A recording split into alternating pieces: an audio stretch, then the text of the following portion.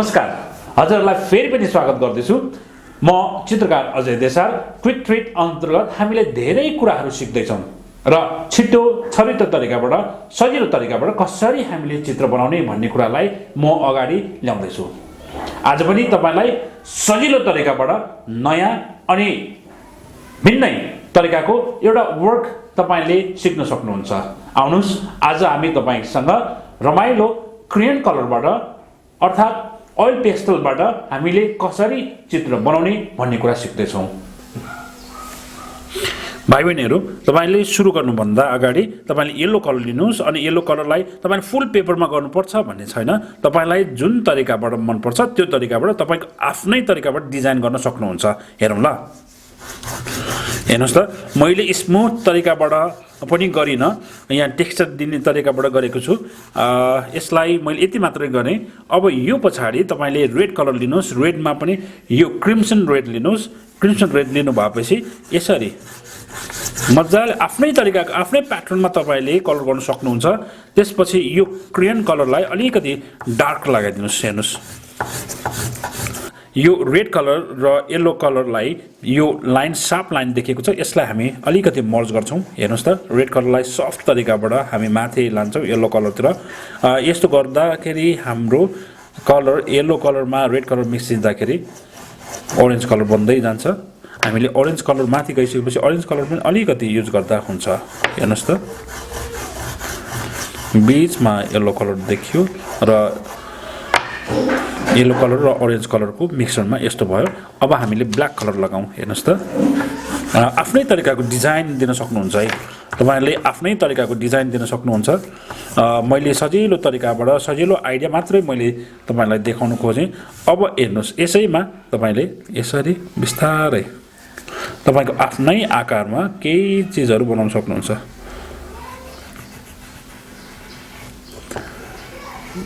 यसरी रुखहरू बनाउन सक्नुहुन्छ।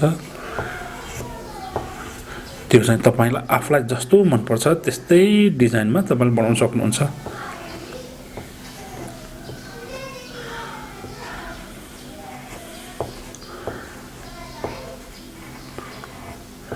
सिम्पल तरिकाबाट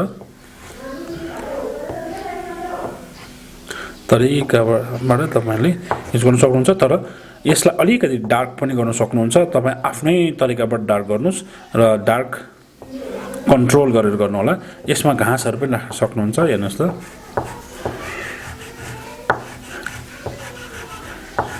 यो हामी इभिनिङ टाइमको ड्रइङ गऱ्यौँ। अब यही अनुसारमा हामीले यहाँ बर्ड एउटा पनि राख्न सक्छौँ। फुल पेजमा गर्नुभन्दा हामी सानो चुटुक्क परेको पनि बनाउन सक्ने भयो।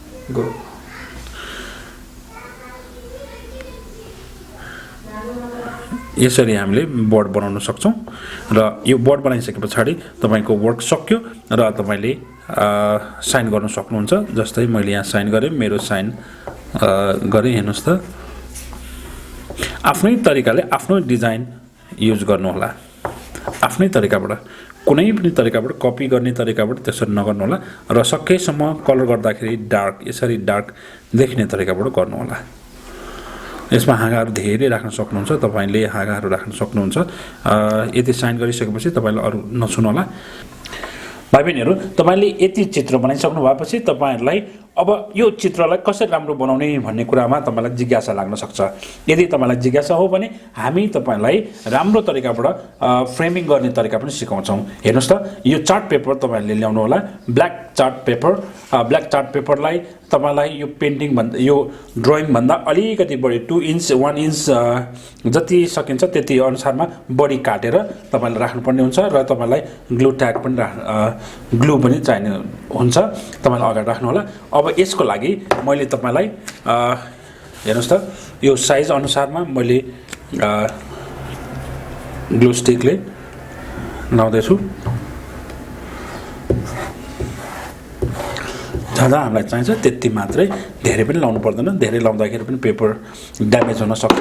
अब यसको लागि तपाईले हेर्नुहोस् त, यो सबै इक्वल, यो लाइन र यो माथिको लाइनहरु सबै इक्वल हुने तरिकाबाट हामी गर्छौं र यो साइडको पनि इक्वल हुने तरिकाबाट हामी विचार गर्नुपर्ने कुरा के हो भने यो बाङ्गो भइदियो भने यो हाम्रो वर्क नै बाङ्गो देखिन्छ तसर्थ हामीले बाङ्गो नहुने तरिकाबाट यसरी बीचमा अनि तपाईले यसमा लेमिनेसन पनि गर्न सक्नुहुन्छ यति गर्नु भएपछि हाम्रो फ्रेमिङ गर्ने तरिकाहरु सक्यो र सिसामा राख्नु भए पनि हुन्छ या तपाईको कोठामा सजाएर राख्नु भए पनि हुन्छ हेर्नुस् त यसरी हामीले गर्न सक्छौं